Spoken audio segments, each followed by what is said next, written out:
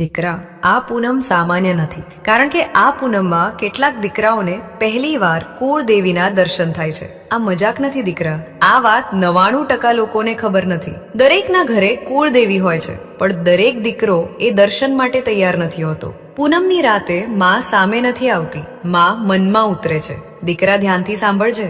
પૂનમના દિવસે ઘરમાં મન શાંત રાખજે, ઝઘડો નહીં, દેખારો નહીં અને કોઈને ખોટું નહીં બોલજે. જો ઘરમાં ગાય હોય તો એને શ્રદ્ધાથી રોટલો આપજે. આ દાન નથી, આ ઓળખ છે. રાત્રે જ્યારે ઊંઘ આવે ત્યારે તારી કુળદેવીનું નામ 7 વાર ધીમે લઈજે. ચામુંડા હોય, મેલડી હોય, મહાકાળી હોય, જે હોય એ નામ લઈ ચૂપચાપ સૂઈ જજે દીકરા. સપનામાં માં આવે તો આશ્ચર્ય ન કરજે, અને જો સપનું ન આવે પણ દિલ હળવું થઈ જાય તો સમજજે માં તને સ્પર્શ કરીને ગઈ છે. આ ચમત્કાર નથી દીકરા, આ તો કુળદેવી અને દીકરા વચ્ચેનો સંબંધ છે.